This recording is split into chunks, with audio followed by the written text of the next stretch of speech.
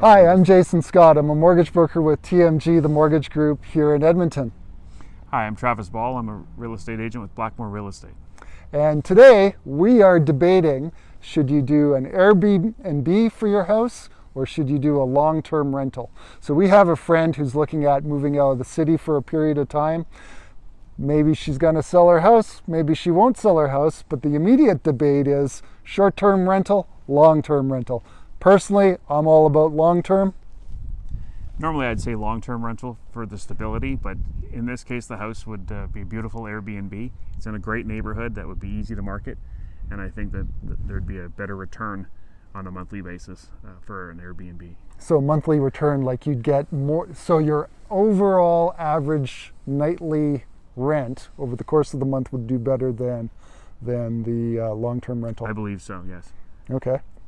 My counter argument to that is it is going to be a nightmare to manage that thing from a long distance, and you're going to leave lots of money on the table having someone else manage it for you.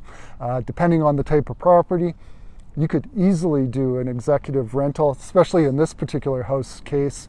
You get one professional or a professional couple with their kids, and it's like, you get them in there, life is good. You might have one or two problems over the year where you call up a plumber or whatever and someone goes in and does the repair. That's my argument for long-term. Long-term always works when you have an excellent renter. You just don't always have an excellent renter. This is true. This is why it's important to vet people before you rent to them. But you can run into the same problems with bad short-term rentals. Absolutely. You can end up with a party house. Yep. Those sorts of things.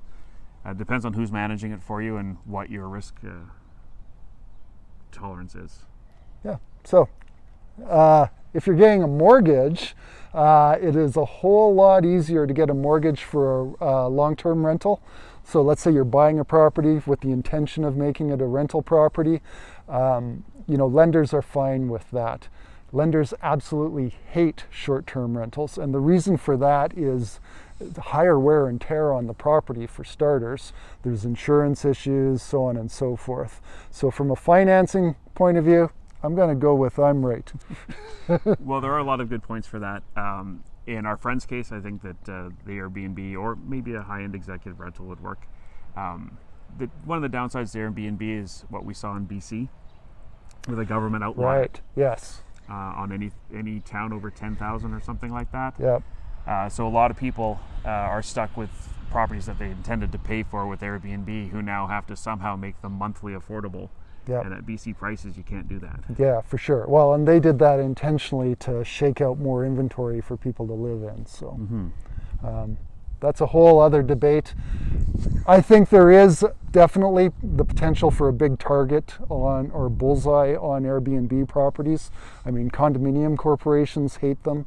Yep. Municipalities can decide to get rough whenever they choose to, and you've always got the province. And then maybe there's tax consequences as well. So anyways, you should talk to either myself or Travis if you're looking at buying a rental. Whether it's short-term or long-term, we'd be happy to help you out. Absolutely. So I'm Jason Scott with TMG, the mortgage group. You can find me at edmontonmortgagebroker.com. My phone number is 780-720-2490. And Travis, where are you? I'm Travis Ball with Blackmore Real Estate. You can find me at 780-233-8446 or travis@blackmorerealestate.ca.